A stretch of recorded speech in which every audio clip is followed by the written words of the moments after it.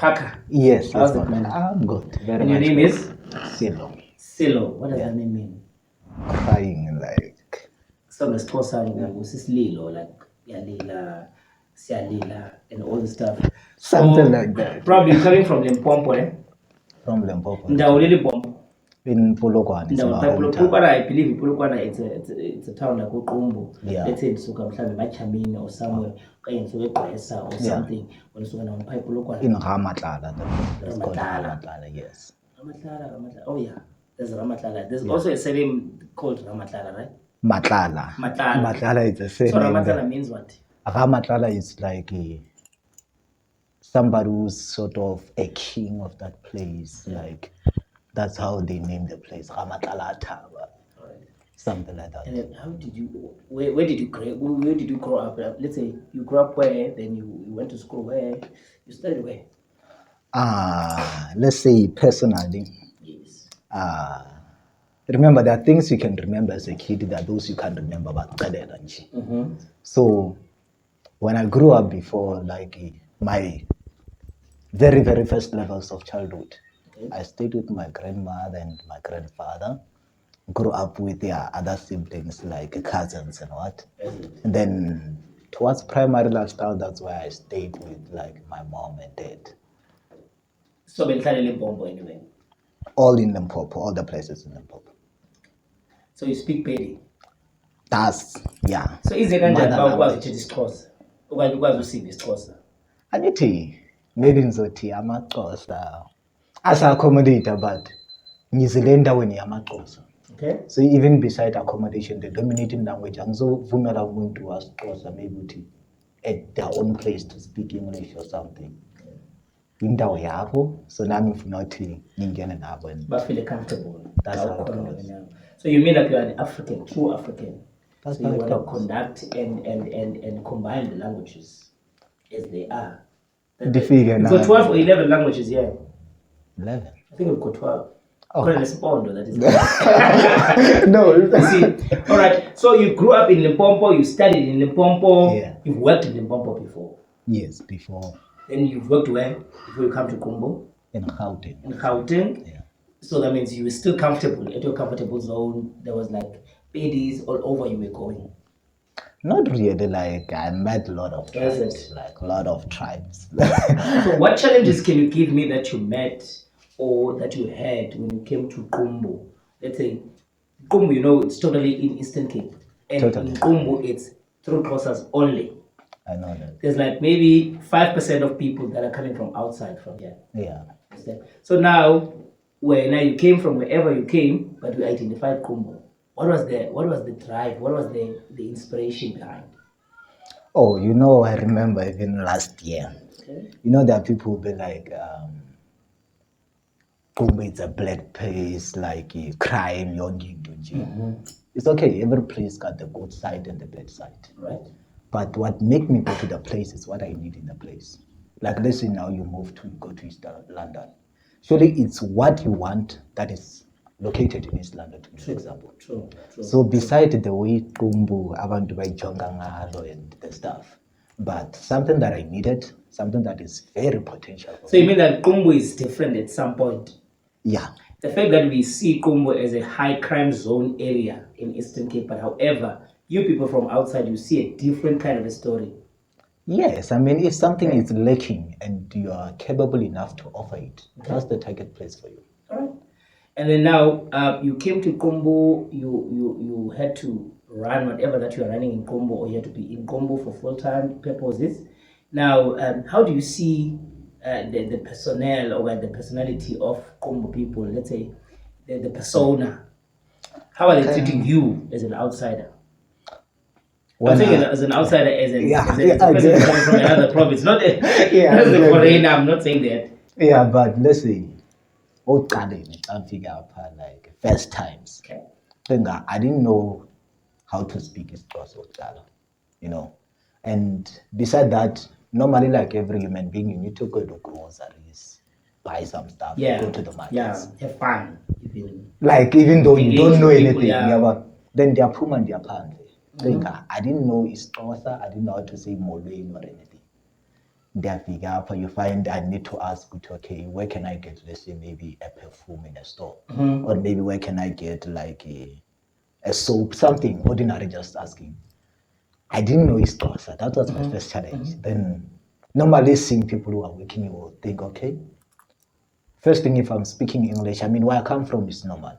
If somebody is speaking English, surely it means that they don't understand the language. Yeah, true, yeah. But I got here, like, I'm like, hi. Yeah, that's seeing a challenge. Okay.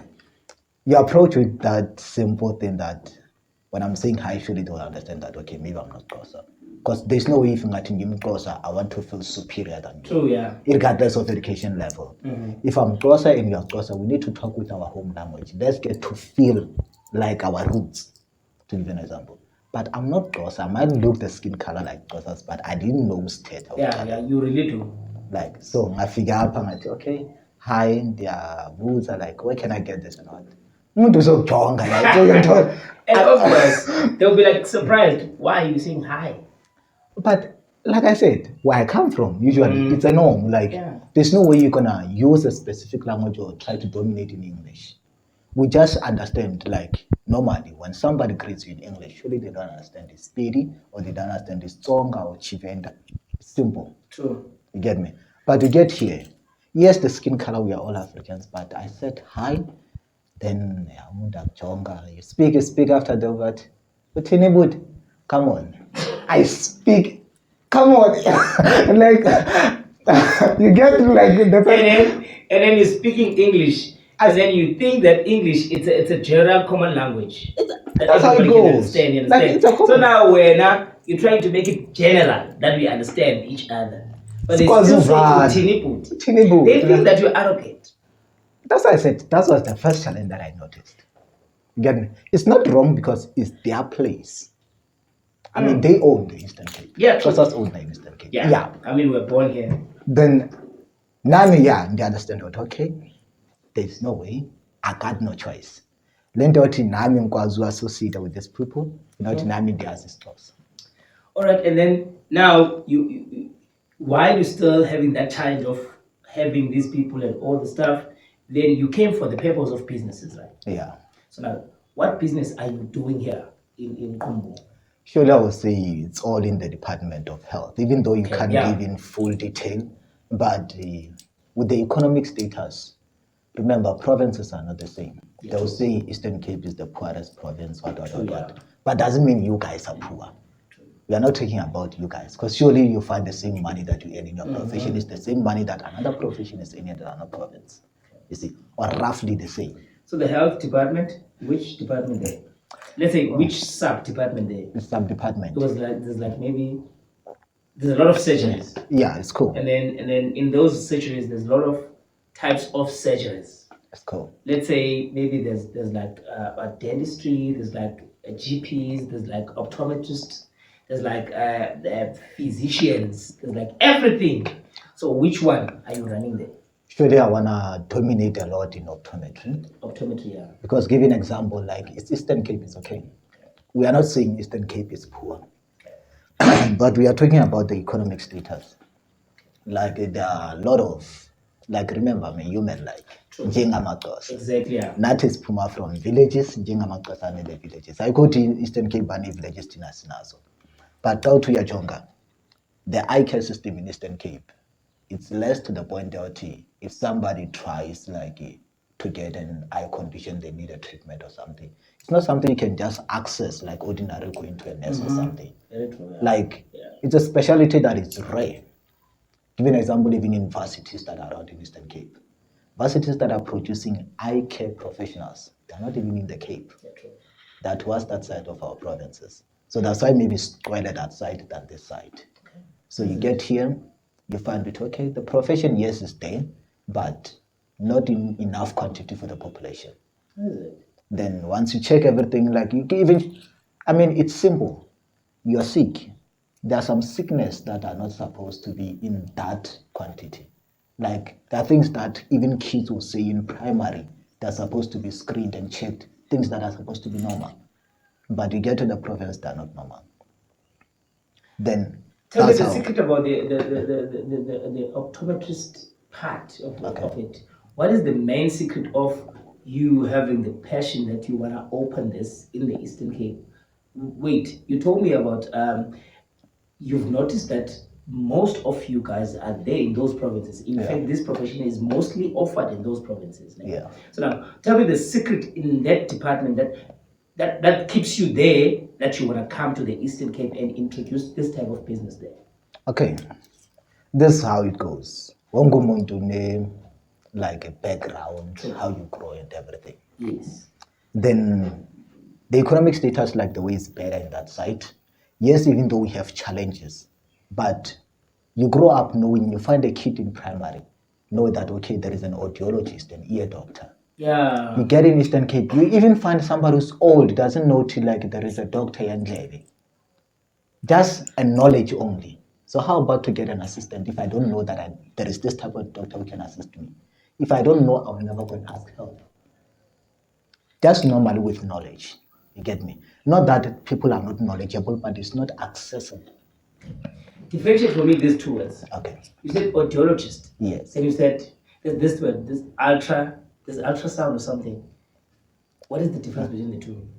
I'm sure there's one of the viewers that doesn't know, just like me. Okay. That there's audiologist, there's ultrasound. Me, I thought that ultrasound has to do with the ears. Okay, like one thing that we'll do, like remember in professions we go with levels, just like normal with everyone. Right. Like there will be people in primary or in general, like Baba Kalayo nje, like you start with them before the condition exacerbates.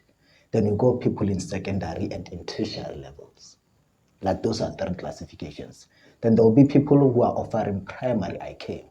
There are those who are willing to offer secondary eye care, and there are those who are willing to offer tertiary eye care. Just like there will be a nurse, a doctor, and a specialist. Oh, true, yeah, okay. You get me? Yeah. So those are the standards of health. So even with like to give an example, when you're talking about an audiologist, somebody that you are more likely to consult with, yes, Eastern Cape is Eastern Cape. This is a specialist. Like, person is specializing with the ears. Surely, roughly like that.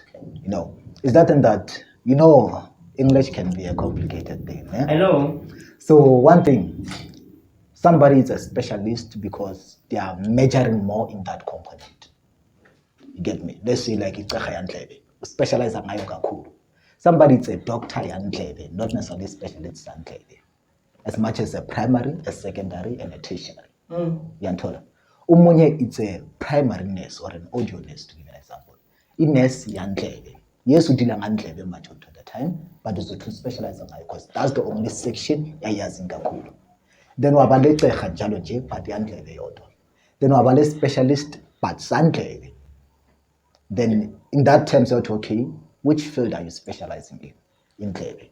But there is that ranking that, okay, this one is a specialist. All right. And then what challenges have you met business-wise?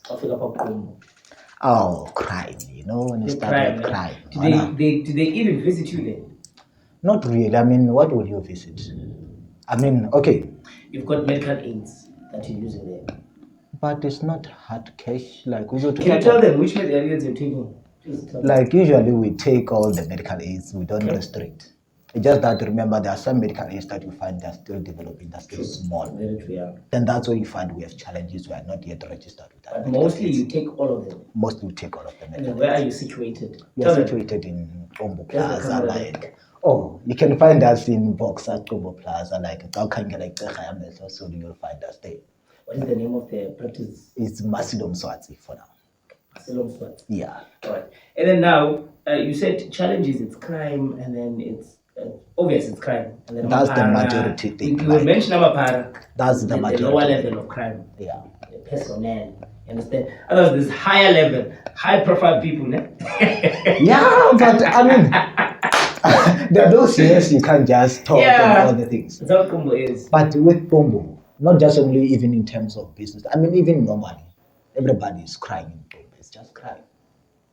Like in Bandla, you can't just do your loan report in there. Like Qumbu, the majority thing that beside disadvantage in business, crime is another thing. So you wish in business again in Qumbu? What do you wish for? Maybe to expand this, have another surgery, or maybe what is your wish about Qumbu in this line of business that you are in? Usually I'll say it's not about Qumbu. Like I said, provinces are different. Yes, there are sections in Eastern Cape that are better, but with Eastern Cape, one thing that I like, you guys are sort of family type of. True, yeah. You see. So one thing that I understood about Amaxhosa, ngangifunda nje. Okay. So dominating thing is that abantu, even though you wanna move out of like your comfort zone, like laying towns and what, the tribe will still remain, like that family type of a thing will still remain. And majority of the population in Xhosas, they are in villages than in towns.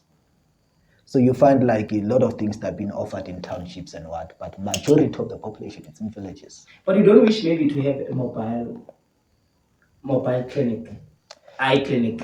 Then you visit this far areas from Qumbu. Listen, Qumbu, it's a very broad type of a town, right? Yeah. That is what villages that are far from town.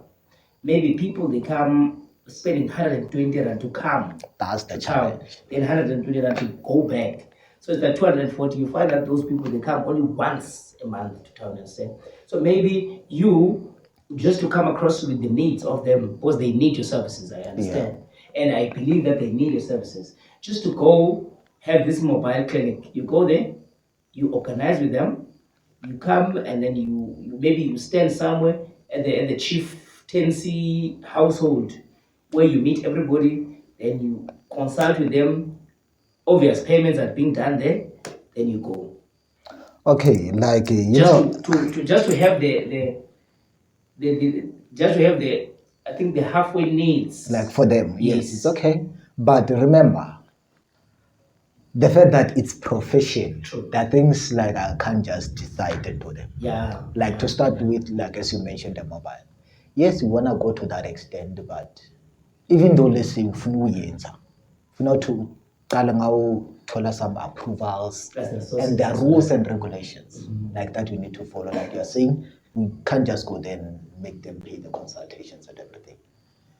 Remember, this is the health profession, but also like I'm saying, it's about improving like the eye care system in Eastern Cape. Okay. Like trying the level best. You're not just gonna be the most powerful like eye doctor or what. There will always be the others, but you are looking at the needs of the people. Ungayenza mobile, but because of visit all these places, it's just gonna be a screening and a checkup and rehabilitation. And appointments. That's how it will be going. Because on the other hand, you find others, yes, baza, but it wasn't that thing that it needed that type of a consultation. So yes, it will be assisting because some things kunqolo uyenze home remedies like than to consult. Okay. But go to your jonga, like Xhosa tribe, like Yantole. Majority of them, like let's say a condition is still starting. Yeah. The ones consult at an early time, like not okay, I'm feeling these irritations or what. Yes, it's how Africans will live. Not only Xhosas, even Bedis, I mean, even if like let's say I fell on a tree, I can't just go consult tomorrow. Unless I'm from a civilized like a family type of whereby you can even consult now. Like you get me, that's a civilized one. But majority we are not yet that civilized. It's being African, it's normal. You get me? So it's only a rough challenge you find. The majority of them when they consult or read the condition is at another level. Okay. But with the access of mobile, yes, the health education can go anywhere. Okay. Now, let's say running the municipality is Msonto, the municipality of Qumbu Tolo, it's Msonto. Yeah. So now, giving back to Msonto municipality because you are there, you are here within Msonto. Yeah. What are your plans in the next coming quarter? Let's say you want to give back to the Msonto municipality. We're talking about the youth. Yeah. I don't want to shy away from the fact that the youth is in challenge of not having the resources or maybe the programs that are skipping them. They don't even have access to those programs. Yeah. Maybe the schools of Umhlonto, the youth of Umhlonto, what can you say that maybe as the professional that you are, as having this practice that you have of eye care system, what can you have to advise them or let's say maybe to give back to them? Okay, one thing that we are trying to establish, this is the last year whereby like we will be having sort of limited access to other people. Okay. Because okay, Nice part here, you mentioned them clones and all the places. First thing is the youth. Yes. Remember, one thing, promoting myself, not promoting you, is being selfish on the other hand. Very true, yeah. So beside the eyecare system and what? I mean, so these are the schools and everything, like challenges even with teachers and everything. Like, yes, it's their profession to teach, but the struggle to identify if a kid is sick. True. So giving away to the community is nothing that, like we said with the mobile, nobody is going to be paying in a mobile. Regardless of we are trying to give or what, even with the guidelines that how it's saying, we'll be screening, checking, so that we give you relevance of where to go. Like, let's say your condition, like isaqala, like maybe minor bacteria, like utolotism, it's not necessarily that we need to go and get all those treatment. Just minor remedies or living in an ocular hygiene, for example, just cleaning your eyes in a normal way, you avoid those infections. It's the Eastern Cape, you know, there are some sources of infection, like water. It can be one way of transferring infection from one place to another. Kunetala in Eastern Cape. You see the these scratches, like small primary schools around. The way they are living, like the standard of living in Eastern Cape. Kianeta, and not everything is hygiene, like Jaloje. The toilet areas and everything, infection just flow all over. Like, I'm saying, even with education system like that, it's a kid. There are things that if we reach to them like that with mobiles and what, we get to teach them, they get to avoid other things that now they are like a very, very major problem. Tolomuntu, it's our consultant, you're like, this thing, once we get there, maybe in the next coming years. So besiwafundisa esikoleni.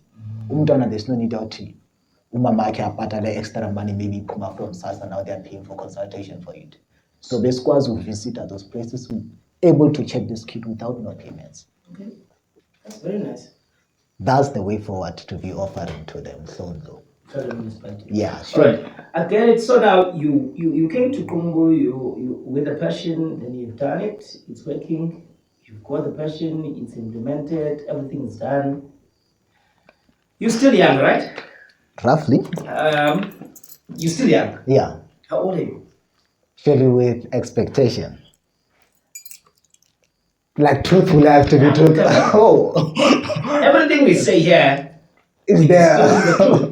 No, it's cool.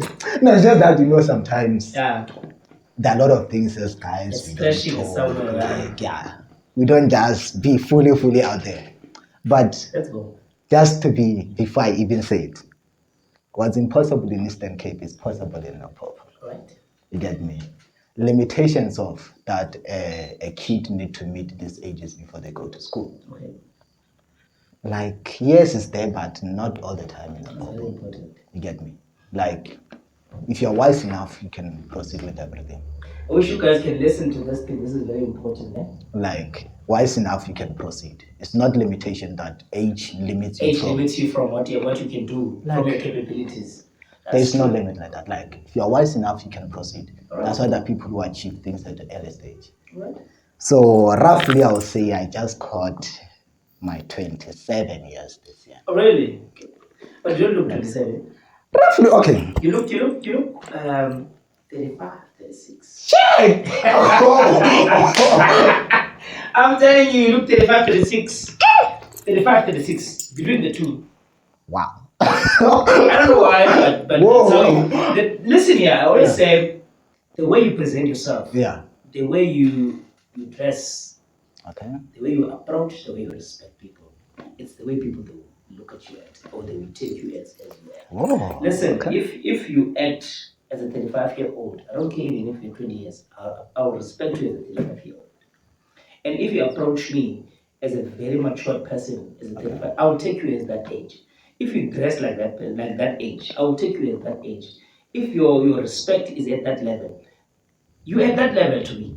I don't care whatever it is. Remember, psychologically, we are not measured by the appearance and the body structure or something. We're being measured by the intelligence in mind. We're being measured by our minds, understand? Our brains, how the brain system works, functioning to present the person that you are. That's how you're being measured. So if you now portray as a space, as a brain, that we can see it and take over to it. That's how we say. Whoa, You okay. understand? You look 35, 36. No, it's nice the way you put it. Not longer like thing. That's what I don't talk. I look 35. I thought maybe I look old. No. But the way you put it, like now, it's understandable because surely, even with myself, I mean, you know that people will be saying, let's see, umuntu ngithola ndiphandle, like maybe on Saturdays and what. So, but like it's you. I mean, the attire, like you're saying. The dignity as well. I mean, the way I'll be wearing this maybe when I go to work, I just need to be presentable. True, because you're from your profession. Like, you get me? But some of the doctors that are practicing in the same line of practice, they don't look the same as you, you know? I mean, it's just how a person like. You find them wearing like me, just like me. I mean, on a work base. They are there. They don't care. They wear that one, that coat. They are there. They don't care. So now, tell me. So you've got this type of appearance and all the stuff, and then yet you're still young and this far. Are you married? Not yet. I mean, you can see it. I know. As our norm and cultures, we don't even. If this is not necessary. Customary marriage doesn't have this. But me, I feel like when I get married, I want to feel it. Like I even have that. Are you going to do black wedding or you're going to do white wedding? It depends. You know, with me, I mean, I'm from Limpopo. Don't judge me. I'm not judging. I'm asking. Yeah, I'm just saying Africans, you have black wedding. I'm asking that maybe you're choosing black or white. Ash with me, like I'm very. But there's like Sakamaren, that thing of Limpopo. I love it. I love it. Music. I love it. I love that one. Eh? You see, I love that one. But remember, this is civilization. This is the 20th century. You meet a girl, she's living westernization. Okay. But after all these years, you did everything westernization. She wants to be married and do things culturally. You know, westernization is one thing that is killing maybe the tribe in Limpopo. Because you get there, like you do everything. Let's say now you meet a girl, like you guys do everything together and what? The third party or the parents and everything, in cultural way, we introduce them. Once they get involved, they want to do things culturally. It's an extra date, to give an example. It's an extra date. I don't want to lie. It's not wrong, but only if we are doing things traditionally. They need to be stated from scratch. True. This is a traditional journey. That's true. So that's why I want to be sure whether I'm going through a westernization way or a traditional way. I'm not sure. Are you seeing anyone currently? Let's say maybe or let's say the Pompo, but are you seeing anyone currently? Surely from my hometown. I mean, I just got to Cape, so. Surely from your hometown. Yeah, but I just. And then how long do you spend? How much time do you spend here? I mean, as much as I'm busy here, so a lot of time I spend it around here. Approximately how many months? I mean, to visit back home, I only visit home twice in a year.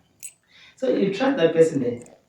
I'm trying to bleach you or something. No, I'm asking. Okay, but do you trust that person there? You know, like explaining it personally, yeah? You know, there are people who will be like, they are head in relationships and stuff. Yes, true. I mean, I don't think like everybody gets head. Okay. You do what you want. It's not everybody's type of Sello. Okay. Do you understand? Yes, let me put it your name. It's not everybody type of Sello, because now I was once head. Oh. I know I was head. Okay. Left and right. Exactly. Cool. But however, as you say, not everybody can get head. Maybe when you've never been head. I've been, but you just choose. I mean, I can't just run into fire when I see it. But then, I'm talking about the distant relationship. You are here, she's there. Then? She's working there. You are here working. You've got your life, she's got their life.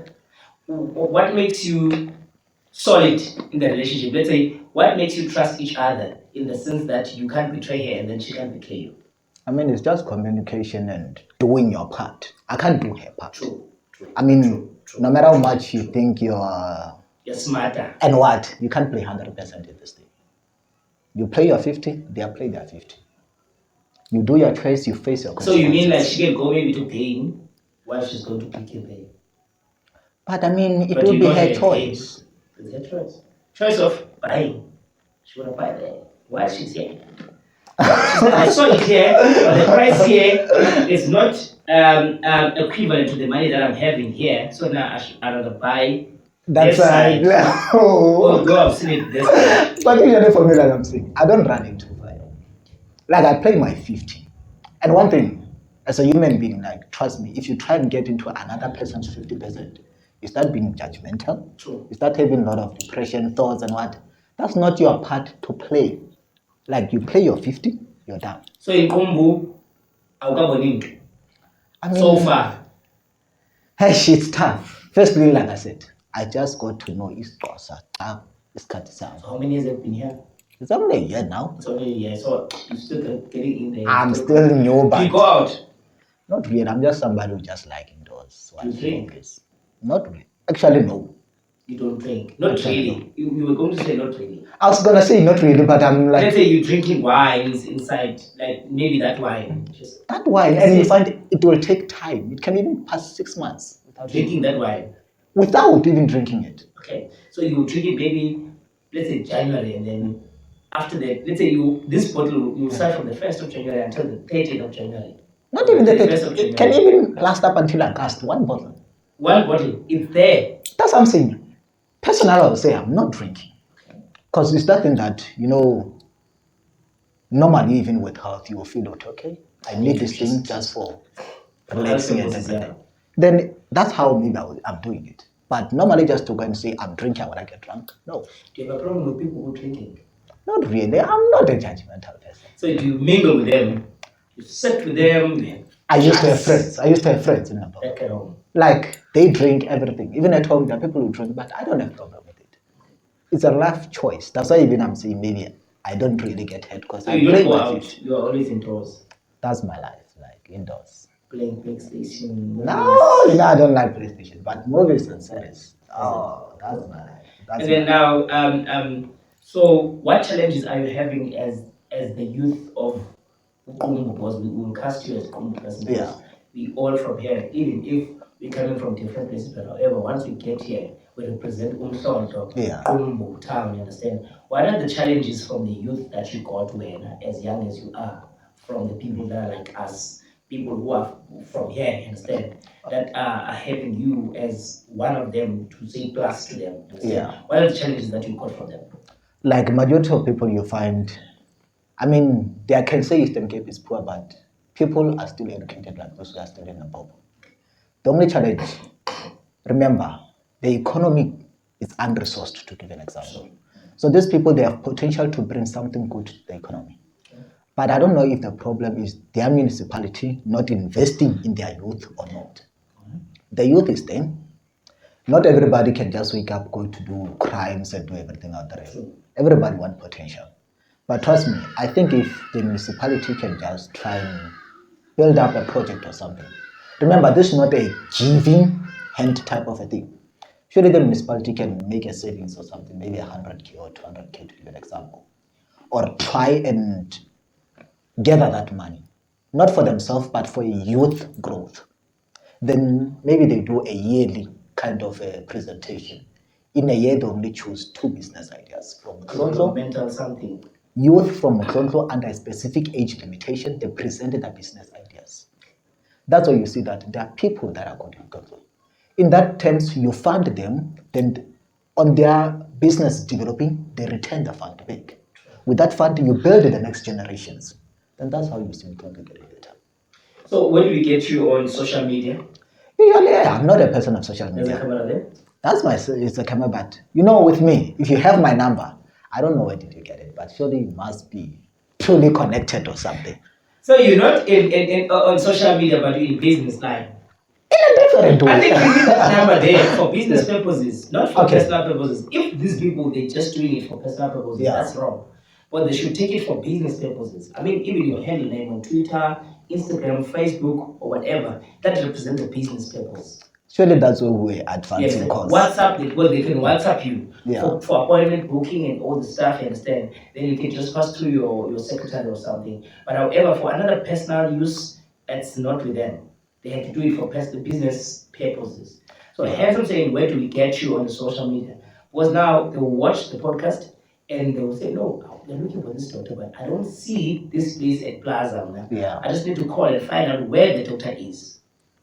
That's what we've been building. That's what I'm saying. Maybe the economy of Mutonto is Do you better. get an office number, office line?